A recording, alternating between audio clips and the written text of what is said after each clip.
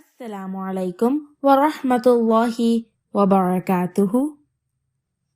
أعوذ بالله من الشيطان الرجيم.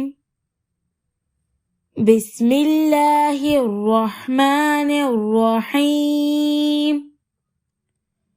رب اشرح لي صدري ويسر لي أمري واحلل عقدة من لساني يفقه قولي رب زدني علما اللهم فقهنا في الدين اللهم آمين. ولقد يسرنا القرآن للذكر فهل من مدكر. And we have certainly made the Quran easy for remembrance. So is there any who will remember? Dear kids, today, in the basic terminologies of Arabic grammar, we will study about Hamzatul Wasl, Alif Mamduda, and Alif Maksurah. These are the terms which will be used again and again while learning Arabic grammar. What are they? We will learn about them a little bit just now, and we will learn about them in detail later. So, first of all, let's learn about Hamzatul Wasl. This is the name of Alif.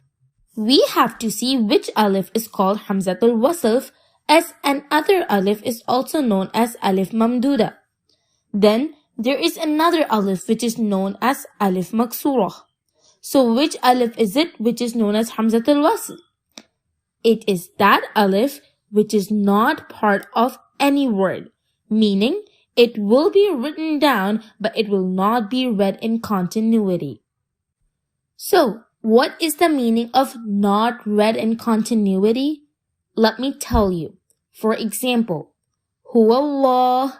In this example, when we read these two words together, it is said that we read it in continuity. While reading it, what we did was that we joined Waw with Allah. And we didn't get to read Alif, and this is Hamzatul Wasl. This is that Alif which isn't part of the word. But in the case of Waqf, Hamzatul Wasl will be read. For example, if we separate the two words, then the Alif of Allah will be read.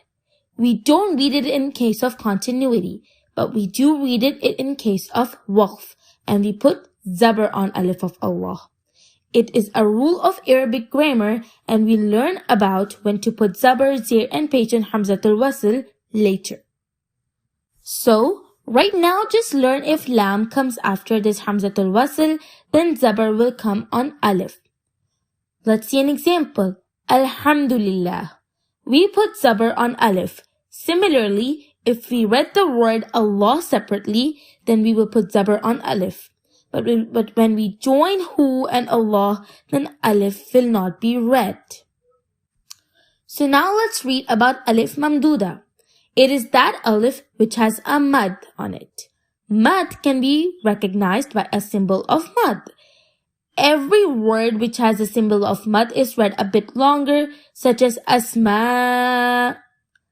Alif that has a mad on it is known as Alif Mamduda. And now let's read about Alif Maksurah. It is very small and it is written on Ya, such as Kubra. This khara zabar that you can see on Ya is actually Alif. Sughra.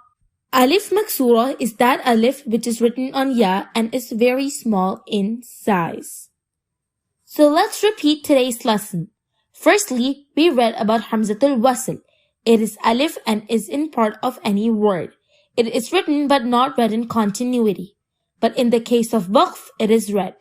Hamzatul Wasl comes in the beginning of the word, such as Allah is a word, and Hamzatul Wasl, which is also Alif, is at the beginning of the word. If Lam comes after Hamzatul Wasl, then the symbol Zabar comes on it. Then we read about Alif Mamduda. Alif Mamduda is that Alif which has a mad on it. Mad is a symbol. The letter with this mad is read a bit longer, such as Asma. Alif Lam Mim. Now it's Alif Maksurah. It looks like a small alif which is written on Ya, such as صغرى كبرى. And that is the end of our session. سبحانك اللهم وبحمدك نشهد أن لا إله إلا أنت ونستغفرك ونتوب إليك. السلام عليكم ورحمة الله وبركاته.